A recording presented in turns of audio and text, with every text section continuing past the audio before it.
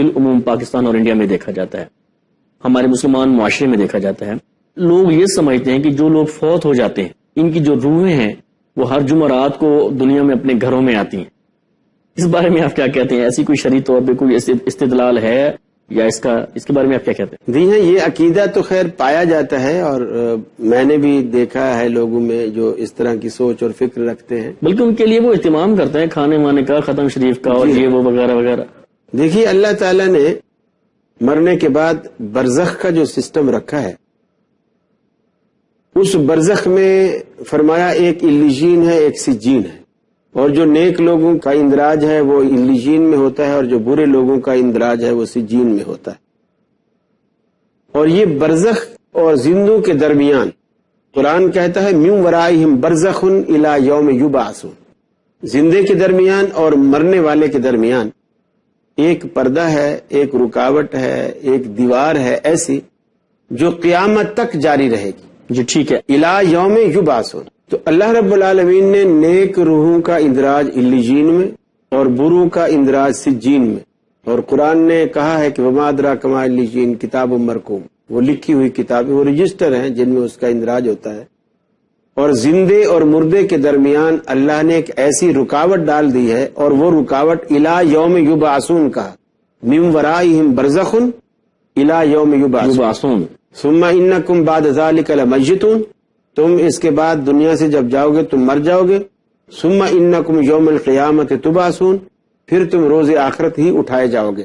تو اللہ تعالیٰ نے یہ چیزیں متعین فرما دی کہ اٹھنا کب ہے، واپس کب آنا ہے، اور یہ پردہ کب تک ہے زندے اور مردے کے درمیان. فرمایا الی یوم یبعثون، اٹھائے جانے والے دن تک یہ بیچ میں جو ہے وہ رکاوٹ ہے.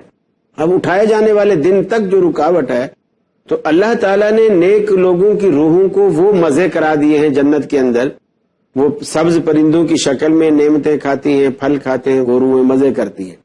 اور جو دوسری بری روحیں ہیں اللہ تعالیٰ ان کو اذیت اور تکلیف میں رکھا ہوا ہوتا ہے. اور فرشتوں کا اتنا کڑا پہرا ہے کہ ان دو کے علاوہ تیسری کون سی جگہ ہے جہاں ہر ہفتے ان کی روحیں واپس آ جاتی ہیں. ایسے جیسے لوگ دبئی گئے اور واپس آ گئے، پھر انڈیا گئے واپس آ گئے، پاکستان گئے واپس آ گئے، سیر سپاٹے کر کے واپس آ گئے، تو ایسا تیسرا کون سا ٹھکانہ ہے؟ جنت والی جو روحیں ہیں وہ خود وہاں سے آنا نہیں چاہتی، اس لیے کہ مزے اتنے ہیں کہ دنیا ان کے آگے کچھ نہیں ہے، وہ آنا نہیں چاہتی. جو دوسری بری روحیں ہیں ان کو وہاں تکلیف اتنی ہے کہ وہ وہاں رہنا نہیں چاہتی، وہ وہاں سے نکلنا چاہتی ہیں، لیکن پہرے اتنے ہیں کہ ان کو نکلنے نہیں دیا جاتا. اور ہمارے برے صغیر کی پولیس تو نہیں ہے وہاں جو بھی آپ 50 روپے تھمائیں گے اور وہ بولیں گے چلو کوئی ہو کے آ جاؤ، کسی کو بتانا نہیں، میں تمہاری سیٹ خالی رکھوں گا. وہ تو اللہ رب العالمین کا ایسا کڑا نظام ہے کہ اللہ رب العالمین کا قرآن کہتا ہے کہ لا یعصون اللہ ما امرہم، اللہ کے فرشتے اللہ کی اتنی فرما برداری کرتے ہیں کہ وہ کسی چھوٹے سے حکم کی بھی حکم عدولی نہیں کرتے. ٹھیک ہے. لا یعصون اللہ ما امرہم، بلکہ جو اللہ رب العالمین ان کو حکم دیتا ہے وہ کرتے ہیں. اسی طرح ایک دن رسول اکرم صلی اللہ علیہ وسلم نے خود سیدنا جبریل علیہ الصلوۃ والسلام سے کہا کہ جبریل میرا دل چاہتا ہے تم میرے پاس اکثر آیا کرو، ہر روز آیا کرو، اور میرے پاس زیادہ ٹائم بیٹھا کرو. یعنی آپ کا منشا یہ تھا کہ تمہارے ساتھ میرا دل لگتا ہے، زیادہ وقت میرے پاس بیٹھو اور زیادہ دیر مجھے ٹائم دیا کرو. ٹھیک ہے. تو حضرت جبریل سمجھ گئے، انہوں نے کہا یا رسول اللہ صلی اللہ علیہ وسلم، آپ یہ سمجھ رہے ہو کہ شاید ہم اپنی مرضی سے آپ کے پاس آتے ہیں. اللہ اکبر. اور اب آپ کہو گے تو پھر میں اپنی مرضی سے بیٹھ جاؤں گا، اپنی مرضی سے بیٹھ جاؤں گا، میں ٹائم بڑھا دوں گا. تو فرمایا کہ ما نتنزل الا بامر ربک، ہم تو اس وقت تک نہیں اترتے جب تک تیرے رب کا ہمیں حکم نہیں ہوتا. تو جبریل امین جو فرشتوں کا سردار ہے، وہ آسمانوں سے زمین پہ آنے کے لیے بھی اللہ کے حکم اور اس کی اجازت کا پابند ہے. تو ان روحوں کو کون آنے دیتا ہے؟ اور یہ عجیب تماشا ہے، میں حیران ہوتا ہوں.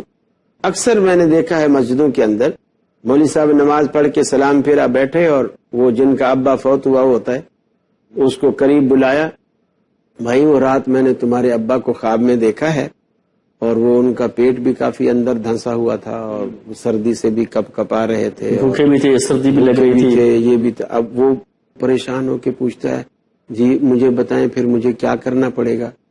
تمہیں ایسا کرو تو ایک تو وہ ہمارے مدرسے کے جو بچے ہیں سردی آ رہی ہیں تو ان کو کمبل لا کے دو، ٹھیک ہے، رضائی لا کے دو، رضائی لا کے یہ پارسل ہو جائیں گے تمہارے بابا تو ان کو پہناؤ گے، ادھر اس کی سردی دور ہو جائے گی۔